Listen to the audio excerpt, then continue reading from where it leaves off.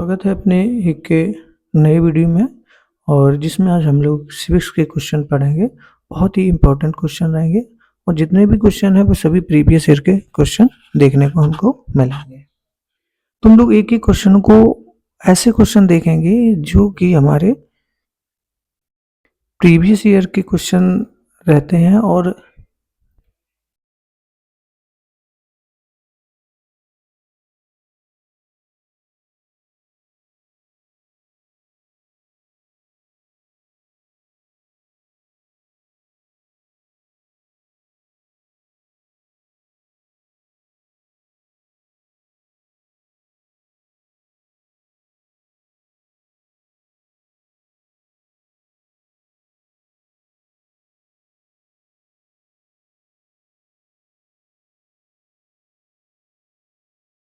तो हम लोग जो सिविक्स के क्वेश्चन हैं इस प्रकार के क्वेश्चन रहेंगे। इसमें कि आपने देखा होगा कि इसमें जो प्रीवियस ईयर के क्वेश्चन आते हैं तो एक से कई बार क्वेश्चन देखने को हमें मिले होंगे।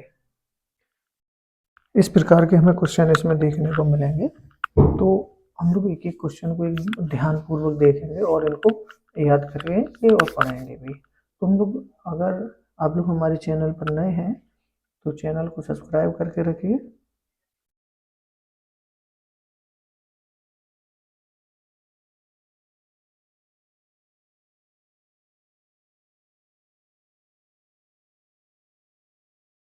तो हम लोग देखते हैं कि अगर आप लोग हमारे चैनल पर नए हैं तो चैनल को सब्सक्राइब करके रखें और बेल आइकन प्रेस भी करें। चलिए हम स्टार्ट करते हैं पहले क्वेश्चन के साथ। और पहला क्वेश्चन हमारा जो रहेगा वो इस प्रकार से है कि एक विषय को समवर्ती सूची में शामिल कहा जाता है जब इस प्रकार का एक कानून पास किया जा सकता है तो इसके द्वारा, यानी एक विषय को समवर्ती सूची में शामिल किया कहा जाता है जब इस प्रकार एक कानून पास किया जाता है तो इसके द्वारा कौन सा इसका करेक्ट आंसर हो जाएगा हमारा। तो इसमें करेक्ट हो जाएगा कि केंद्रीय और राज्य सरकार, यानी ऑप्शन नंबर थर्ड। यानी जब संघ सूची और केंद्र को तथा राज्य सूची पर राज्य को तथा समवर्ती सूची पर केंद्र और राज्य दोनों को कानून बनाने का अधिकार है, यद्यपि केंद्र द्वारा बनाया गया कानून प्रभावी होता है।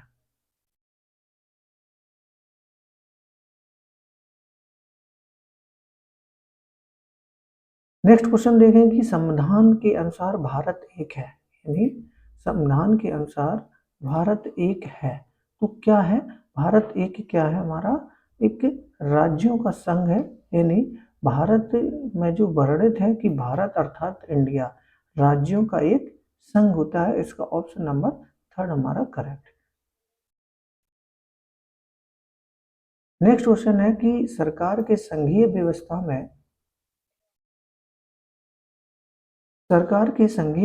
में शक्तियां बटी होती हैं इनके बीच में, यानी केंद्र और इकाइयों के बीच में, विधायिका के दो सदनों के बीच में, कार्यपालिका और विधायिका के बीच में, राष्ट्रपति और मंत्रिमंडल। तो जो हमारे सरकार की संघीय व्यवस्था में शक्तियां जो बटी होती हैं वो केंद्र और इकाइयों के बीच में बटी होती हैं। इनके बीच एक शक्तियों का विभाजन संघीय व्यवस्था का प्रमुख एक आवश्यक विशेषता होती है। भारतीय संविधान के राजनीति निर्देशक सिद्धांतों को बनाने में यानी किस देश का सर्वाधिक प्रभाव पड़ा, अर्थात यानी राज्य नीति के निर्देशक जो सिद्धांत या तत्व है वो कहाँ से लिए गए हैं तो वो आयरलैंड से लिए गए हैं। इसका यानी 1939 ईस्वी में आयरलैंड से लिए गए, आयरलैंड के संविधान से।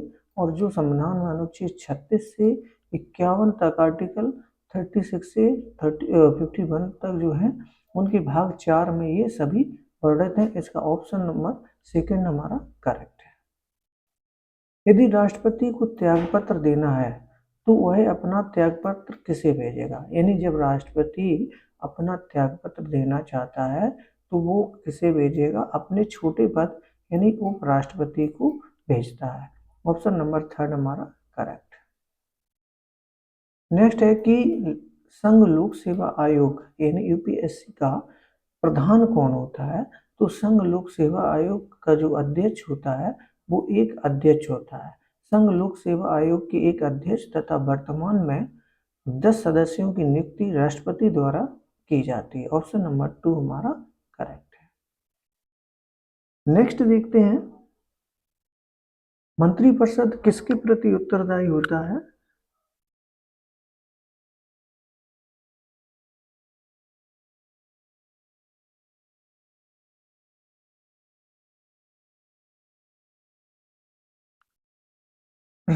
सॉरी, मंत्रिपरिषद किसके प्रति उत्तरदायी होता है? तो मंत्रिपरिषद जो होता है वो उपराष्ट्रपति के प्रति उत्तरदायी होता है। ऑप्शन नंबर 3 करेक्ट है। नेक्स्ट क्वेश्चन, अधिकतम कितने दिनों के अंदर राज्यसभा एक निश्चित विधेयक को अस्वीकृत या स्वीकृत होने के पश्चात लोकसभा को वापस कर सकती है? तो उसमें कितने दिन होते हैं? 14 दिन का समय होता है। कितने?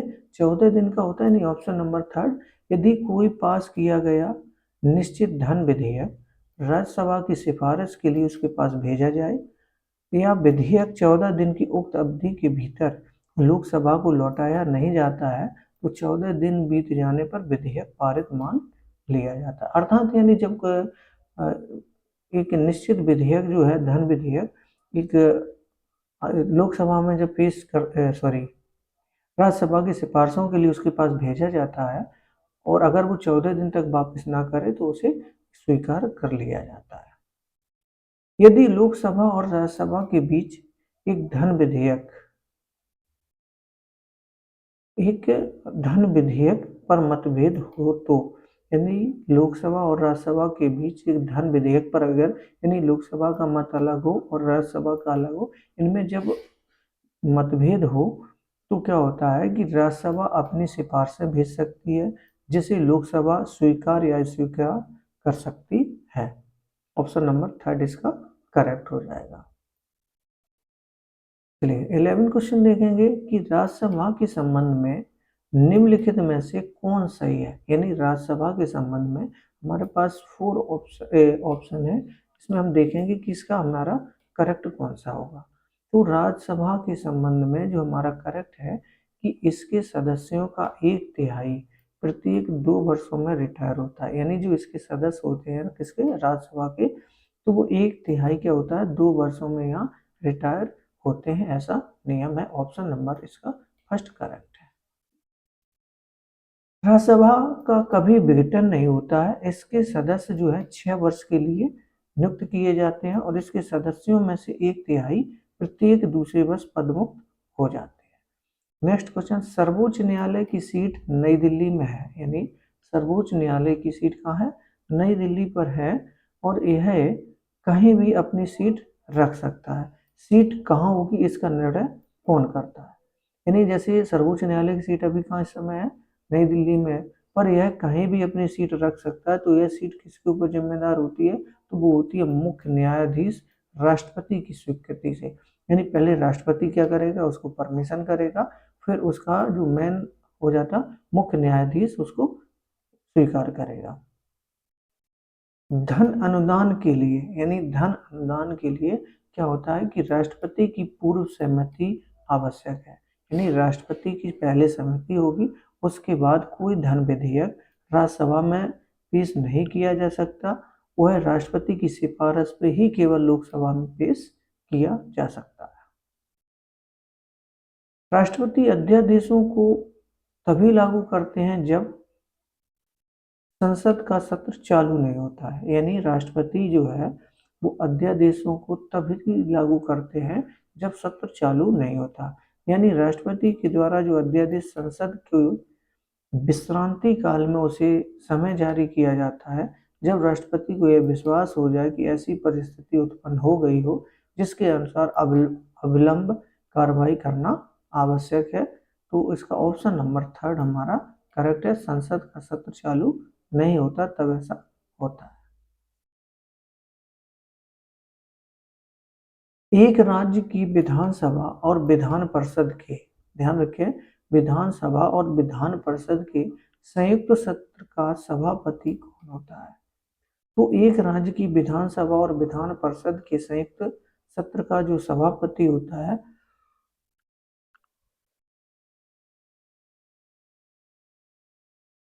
यानी विधान परिषद के संयुक्त पत्र का सभापतित्व कौन करता है? तो वो कौन करता है?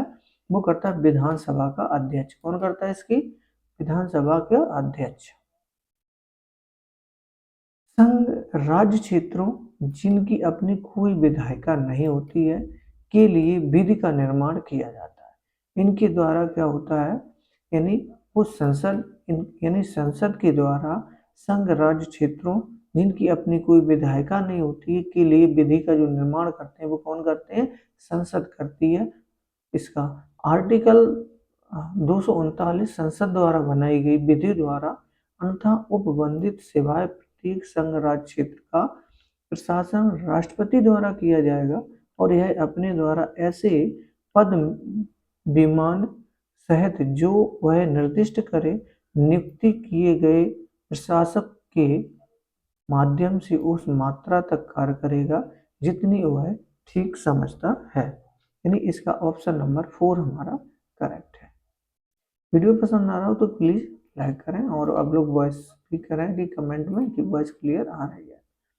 संघ राज्य क्षेत्रों का प्रशासन कौन करता है? तो संघ जो राज्य क्षेत्रों का जो प्रशासन करता है वो करता है राष्ट्रपति अपने द्वारा नियुक्त प्रशासकों के माध्यम से करता है।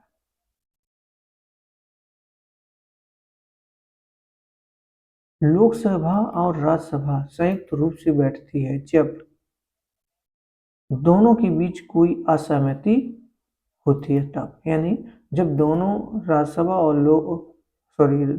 लोकसभा जो है जब उनके बीच कोई असहमति होती है तो दोनों रूप से संयुक्त रूप से बैठते हैं। यदि किसी विधेयक को एक सदन द्वारा पारित किए जाने और दूसरे सदन को आरोपित किए जाने के पश्चात दूसरे सदन द्वारा विधेयक अस्वीकृत कर दिया गया या विधेयक में किए जाने वाले संशोधनों के बारे में दोनों सदन अंतिम रूप से असहमत हो गए हैं तब ऐसा होता है। नेक्स्ट है कि 8वीं अनुसूची में कितनी भाषाओं का उल्लेख किया गया है? तो 8वीं सूची में वैसे देखा जाए तो वो रियलिटी में 22 भाषाओं का उल्लेख किया गया है, लेकिन इसमें क्या है कि 22 का ऑप्शन नहीं है, इस वजह से इसमें से कोई आंसर इसका सही नहीं होगा। क्वेश्चन के अनुसार जो है उसकी 22 भाषा होना चाहिए। किन दो भाषाओं का उपयोग भारत के किसी भी हिस्से में भाषाओं के रूप में नहीं होता है? यानी ऐसी दो भाषाएं हैं जिनका उपयोग भारत के किसी भी हिस्से में भाषाओं के रूप में नहीं होता, तो वो होती है सिंधी और संस्कृति। ये दो भाषाएं हैं जिनका भारत में एक भाषाओं के रूप में उपयोग नहीं होता है।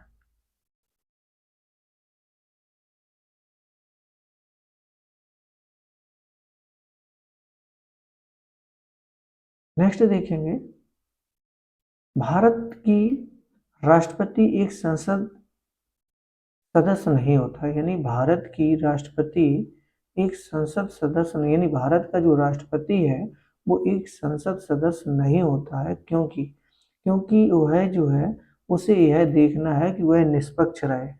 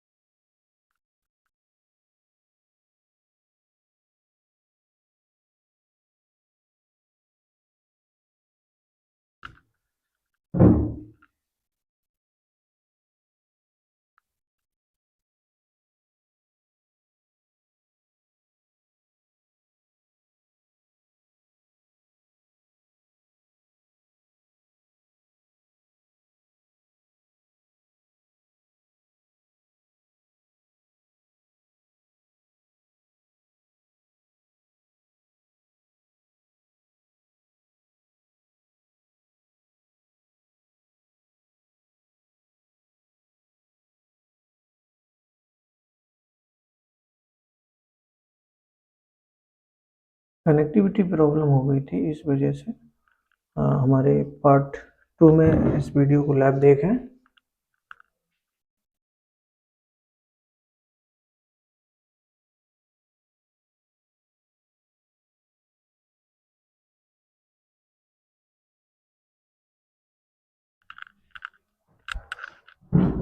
तो 21 क्वेश्चन में हम देखते हैं कि भारत का राष्ट्रपति संसद सदस्य नहीं होता है तो उसे यह देखना है कि वह निष्पक्ष रहे। तो यानी ऑप्शन नंबर 2, क्योंकि वह इसलिए सदस्य नहीं होता है क्योंकि उसे निष्पक्ष रहना है। चलिए नेक्स्ट क्वेश्चन देखते हैं। राष्ट्रपति द्वारा जारी एक अध्यादेश संसद के पुनः जुटने के बाद कितने दिन तक प्रभावी रहता है।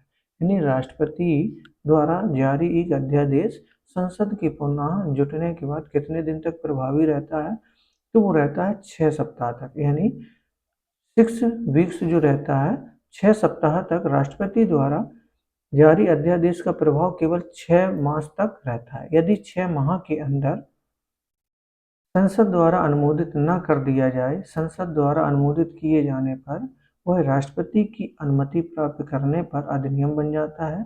और यदि संसद के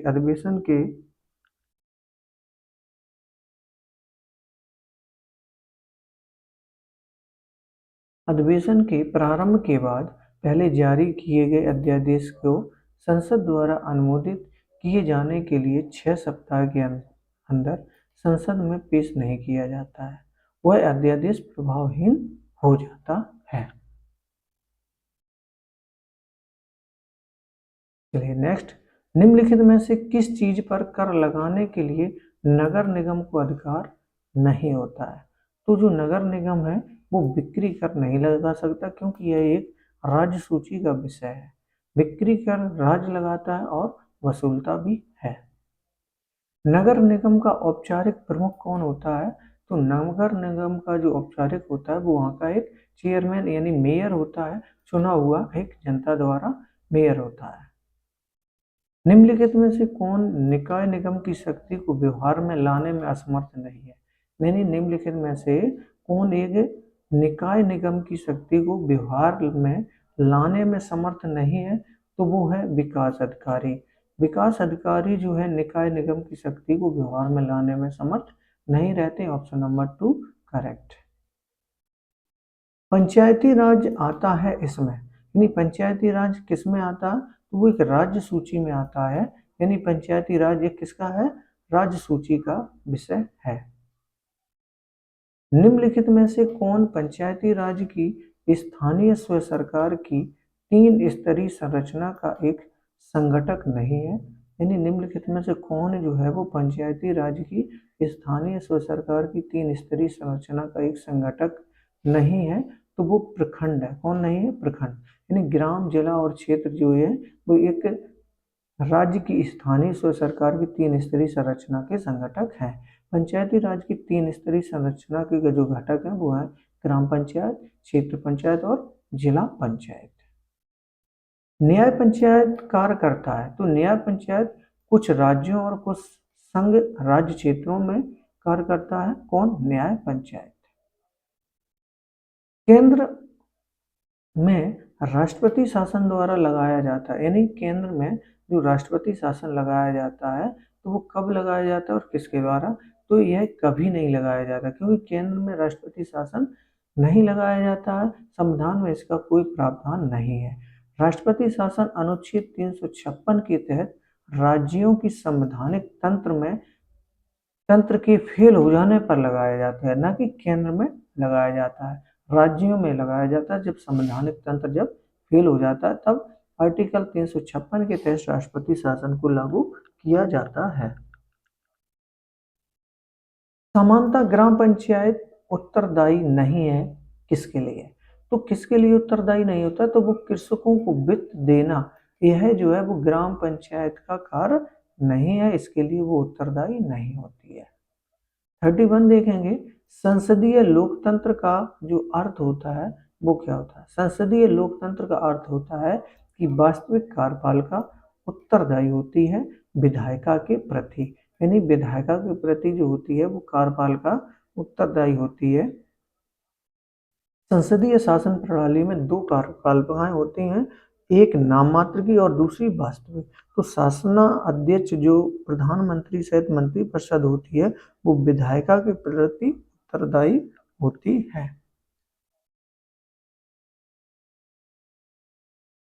लोकतंत्र की लोगों द्वारा और लोगों के लिए एक सरकार। लोकतंत्र है लोगों की, लोगों द्वारा और लोगों के लिए एक सरकार। यह परिभाषा किसने दी है? तो यह दी थी अब्राहम लिंकन ने। यानी लिंकन ने कहा था कि प्रजातंत्र प्रजा का प्रजा के लिए, प्रजा के शासन द्वारा। तो इसी प्रकार लोगों के लोगों द्वारा लोगों के लिए एक सरकार। तो इसका कथन जो है वो अब्राहम लिंकन का है। ऑप्शन नंबर 4 करेक्ट है।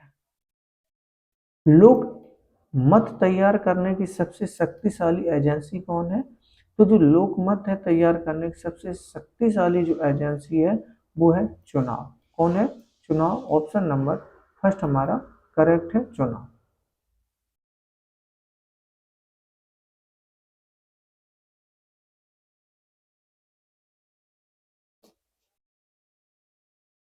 चलिए नेक्स्ट क्वेश्चन देखते हैं।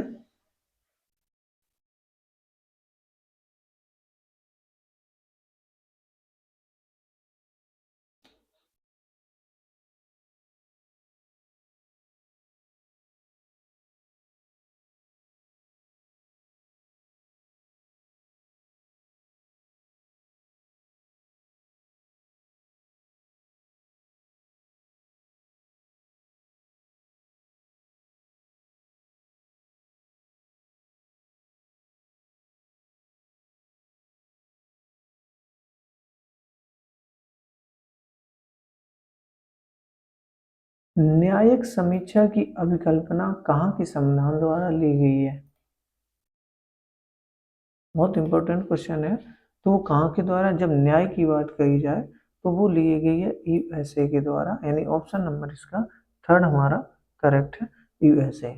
नेक्स्ट देखते हैं, सर्वोच्च न्यायालय के न्यायाधीशों को पद शपथ किसके द्वारा दिलाई जाती है? तो सर्वोच्च न्यायालय के न्यायाधीशों को जो पद शपथ है वो दिलाई जाती है राष्ट्रपति के द्वारा। एक रिट का अर्थ क्या होता है? जब एक रिट की बात की जाए तो उसका अर्थ होता है कि एक प्रभुत्ता संपन्न सरकार के नाम एक ऊपर न्यायालय द्वारा मोहर के अधीन जारी एक औपचारिक आदेश जो एक अधिकारी को कुछ विशिष्ट कार्य करने से रोकने के लिए जारी किया गया हो। यानी रिट क्या होती है? जब एक प्रभुत्ता संपन्न सरकार के नाम एक ऊपर न्यायालय द्वारा मोहर के अधीन जारी एक औपचारिक जो आदेश होता है जो एक अधिकारी को कुछ विशिष्ट कार्य करने से रोकने के लिए कार्य किया गया हो। निम्नलिखित में से कौन एक लोकतंत्र का आवश्यक अभिलक्षण नहीं है? तो वो न्यायपालिका जवाबदेही होती है विधायिका के प्रति। यह जो है वो एक लोकतंत्र का आवश्यक अभिलक्षण नहीं है। भारत में एक राजनीतिक दल को मान्यता प्रदान की जाती है किसके द्वारा? यानी जो भारत में एक राजनीतिक दल को जब मान्यता प्रदान की जाती है तो वो चुनाव आयोग द्वारा की जाती है कि एक राजनीतिक दल को मान्यता किसके द्वारा मिलती है? चुनाव आयोग के द्वारा मिलती है।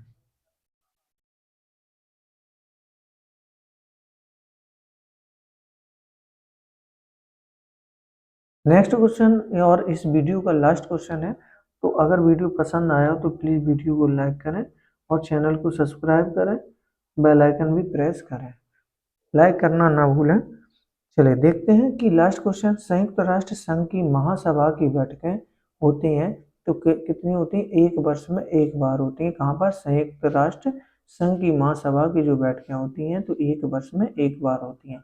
नियम के अनुसार क्या होता है कि महासभा की जो बैठकें हैं प्रतिवर्ष सितंबर मास के तीसरे मंगल से आरंभ होती हैं, लेकिन एक वर्ष में एक बार बैठती हैं। 63 का आंसर नंबर यानी ऑप्शन नंबर कौन सा सही है? फर्स्ट हमारा करेक्ट है। अगर वीडियो पसंद आया हो तो वीडियो को लाइक करें और चैनल को सब्सक्राइब करें। मिलेंगे हम लोग नेक्स्ट वीडियो में, तब तक आप लोग हमारे चैनल पर बने रहें और इससे मैं जो प्ले लिस्ट में जाकर वीडियो को देख भी सकते हैं। धन्यवाद।